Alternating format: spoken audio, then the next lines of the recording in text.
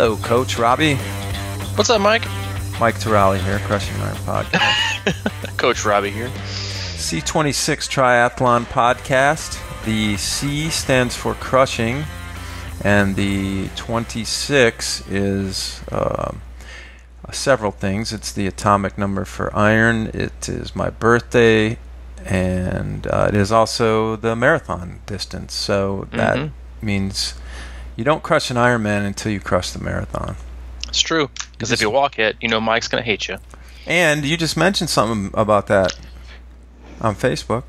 I did, yeah, because especially people for like months, that, by the way.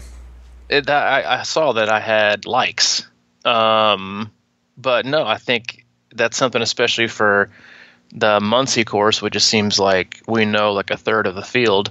It's such a fast bike course that people like listen, don't be that guy or girl that's walking like the last 6 miles and all you're doing is chatting at the aid stations with all the other walkers, the anti-Mike Terralis that are walking, talking about how great your bike split was, because it doesn't mean jack. You know, it's not a time trial followed by a walking cool down.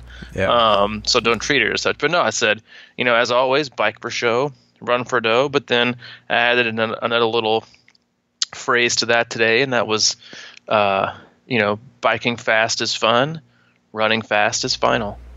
Oh, I like that. You know what I do sometimes when I'm on the bike or a run course and I'm running by walkers? Not very fast. I like to say, hey, nice bike split when I run by them. You know, it's funny because they probably think you're saying something else totally inappropriate, but, you know, it's all right.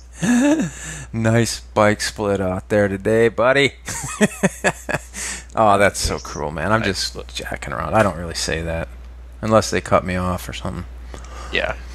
But anyway, so yeah, this is a big race weekend. We've got a lot of athletes going to and shout out. We're gonna talk about that shout out because Muncie's tomorrow, right? It's Saturday race. Yeah, dude, it's tomorrow, and like I know that I've got a lot of athletes. Joanne Langton, this is like her third or fourth time, which I got to give a huge. I will give a huge shout out to Joanne. She is. I was joking with her earlier today. She's actually, I think, my longest relationship outside of my wife. We have been together. I've been coaching her for 4 years, which is just insane and awesome. But anyway, yeah, she's racing. Corey Miles doing his first 70.3. Yep. Stephanie Cinders doing her another 70.3. She'll be racing, and then Jamie Lopez coming back for redemption from the previous year. So, from the what? You cut out there. He did Muncie last year, so he's coming for a little bit of, I wouldn't say revenge, but you know, just a little check in. Yeah, and if you're listening to this and you've got a little time before the race tomorrow, we got a Muncie course breakdown in here somewhere in our podcast list. Yep. If you want to put yourself to sleep. It's a popular one too. It is popular. I'm kidding. It's very exciting, and it has a lot of good information. And Muncie is a. Anything else? Anybody else racing, or anybody else you want to? Muncie. I mean, yeah, I know Muncie. Wes Keene. I know. I think I saw him. He was doing it. And then see, Chris Miller, I believe, was doing it as well. Just a ton. Yeah, a ton of people in our closed group is doing it, and then I know a lot of other people are as well. And then I've got Ross Kaffenberger and Trisha Osley are doing Rev 3 Williamsburg, which looks like a burner, like a super hot one. I missed Rev 3. And then Stuart Rogers is tackling, I think, the Prairieville Olympic on Sunday. So a lot of action. Already had an athlete race this week. He raced on July 4th. Doug McGrath, half marathon PR.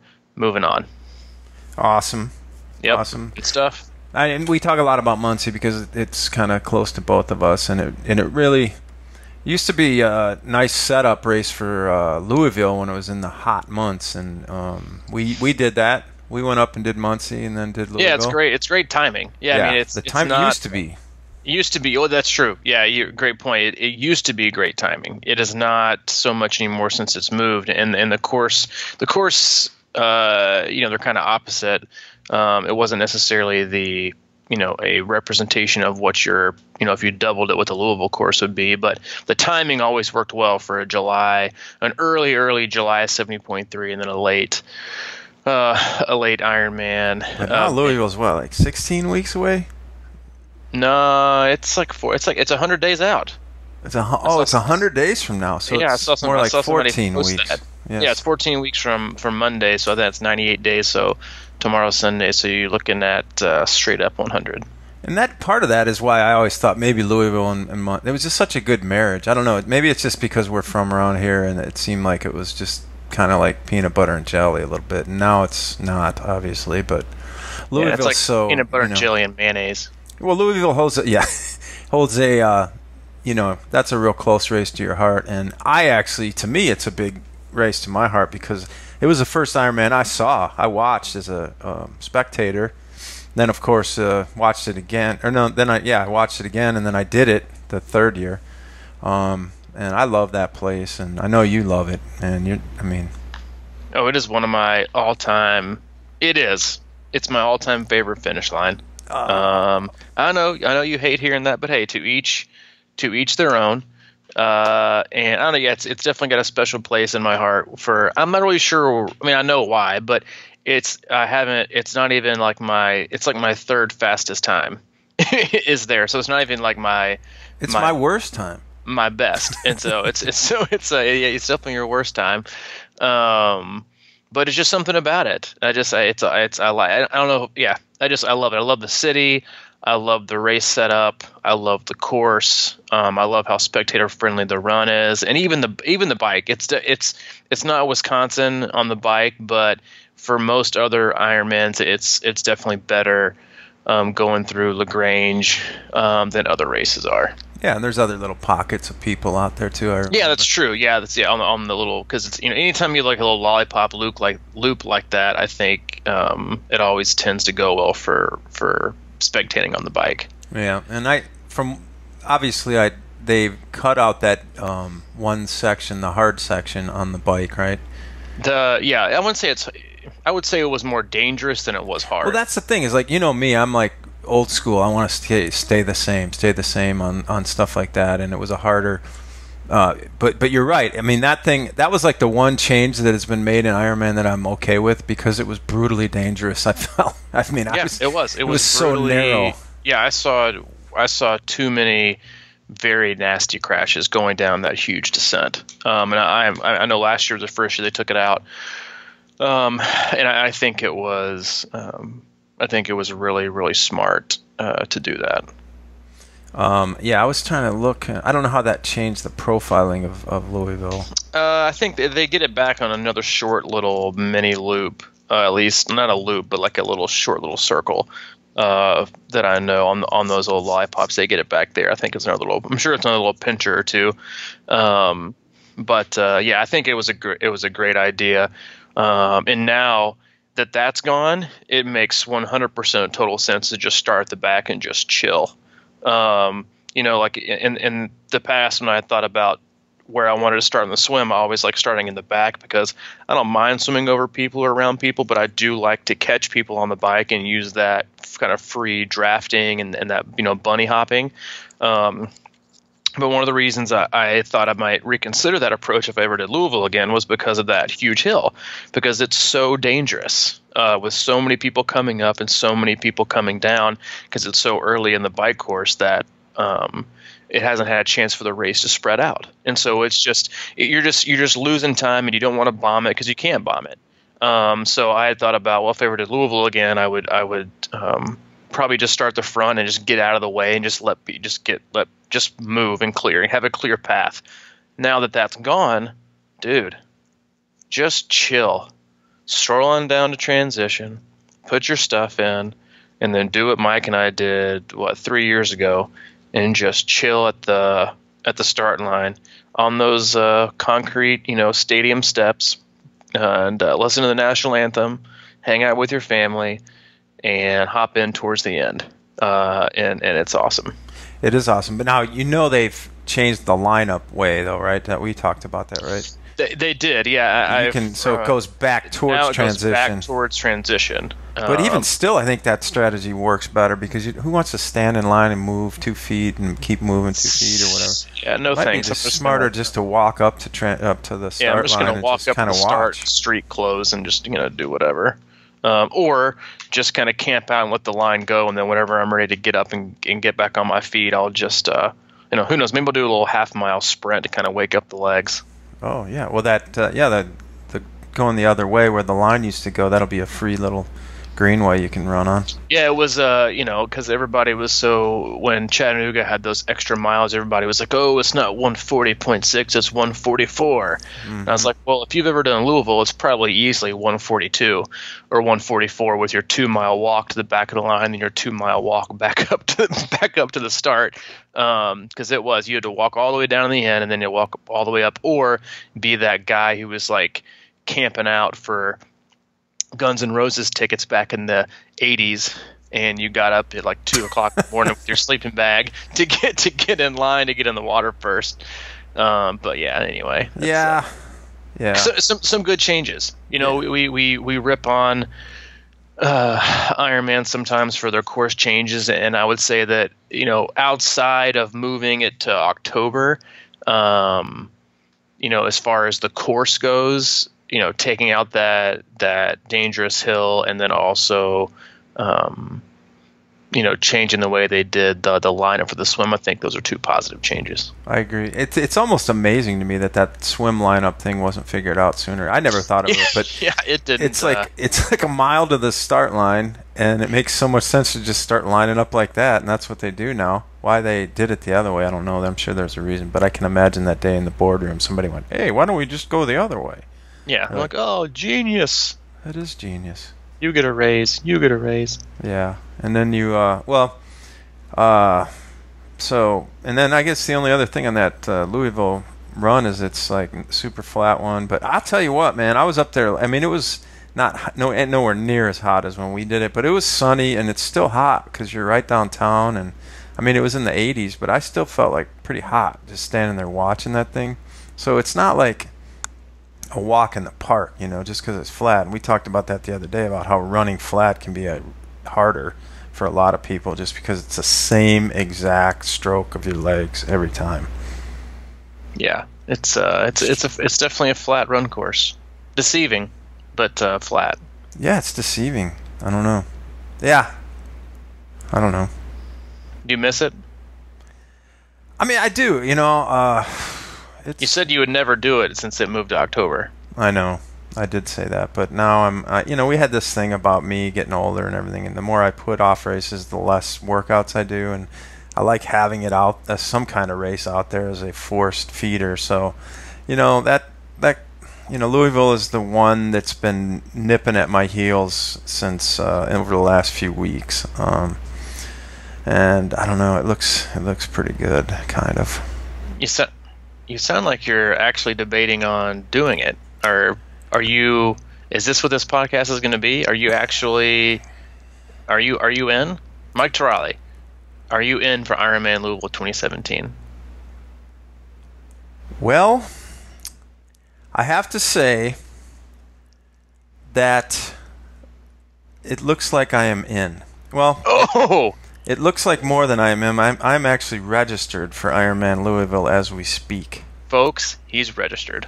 Yeah. Mike Terali, is registered. Ironman Louisville, 100 days from today.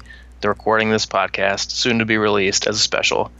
Yeah. Mike Terali, 100 days to Ironman Louisville. Yes. So, as I said earlier, I guessed that it was 16 weeks out. That was a lie. I knew exactly how many days, and it's 100 days from today.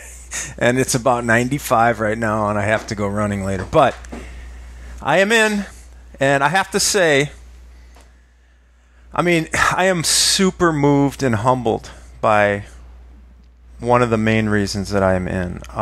Through the generosity of one of the listeners, I will be doing Ironman Louisville. Mm-hmm. And they contacted me about,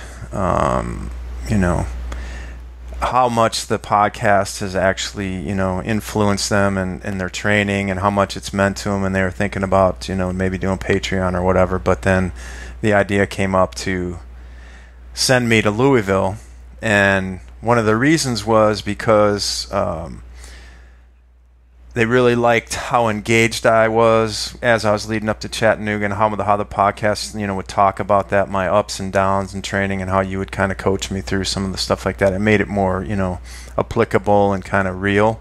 And that was one of the things that he talked about with his buddy and stuff like that. And they came up with the idea. So they're actually sending me to Louisville. And I thanked them and cursed them at once. But no, I'm just kidding. I am seriously moved by that. It's just amazing. And I'm going to give it my all, man. So, yes, I am psyched now. I am in, and I'm going for it. And that's that, bro. So, man, that's awesome. How does that make you feel as my podcast coach?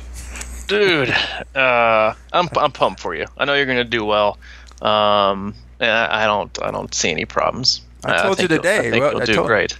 I know you did. What went through your mind when I told you? Well, one thing. What? Fuck it, I'm in. Wait a minute. So wait, you're doing it too? I'm in. Oh boy. We have just flipped some serious sharks. All the sharks. You wanted to wait till Shark Week? Well, guess what? We've already flipped them. Sharks are flipping in the Ohio River. Whoa. What is that, man? Let's get to work. We get yeah. That's man, that actually, pumps me up even more. So here's what that means, and we've been talking about this a little bit. We're going to document, and this is one of the other reasons that was brought up about why it could be better, is like to document what we're doing. And Coach, we talked earlier today about documenting this whole process on video. And since that's what I do, I'm a video guy, we are going to take this seriously with our video. And we're open to suggestions for how to roll this out and everything, but our initial sort of plan was to do legitimate short films every week documenting our process, that the highs, the lows, the honesty, the bare soul kind of stuff, and release it weekly, and then maybe at the end put something even bigger together. But absolutely, if that sounds intriguing, make sure to let us know if you have any other ideas for how to what might make that more interesting to you as a listener, as observers. Please feel free. We're open books. Isn't this true? Completely. And always have been, always will be. Dude, I gotta say, I'm jacked that you're in, man. I'm pumped. I've already been working. It's weird working on everyone else's training plan, what goes through your mind then when you start working on your own, especially for something like this. So I've already been kind of outlining, going back and looking at some of my data for last year, and trying to get some numbers right. And I'm going to be, as we do this video and this log update, I'm going to be posting my weekly training after it's done. Kind of a screenshot. Not necessarily the details of every workout, because intellectual property. But I'm going to be posting, what my week looks like and general thoughts, and opening up my dormant Strava account to all ye who wish to peruse and stalk me for the next 100 days. Oh, wow. And then I'm closing it up again. Yeah, I mean, I'm not going to be looking at that Strava account. Good. I hope not. And I'm getting serious because I actually bought a new bottle of chamois butter. Whoa. Yeah. There's really nothing better than that first squirt out of the chamois butter bottle. I know. It happened yesterday. It was pretty nice. So, yep. Yeah. Let's get to work. So there we are. That was the podcast.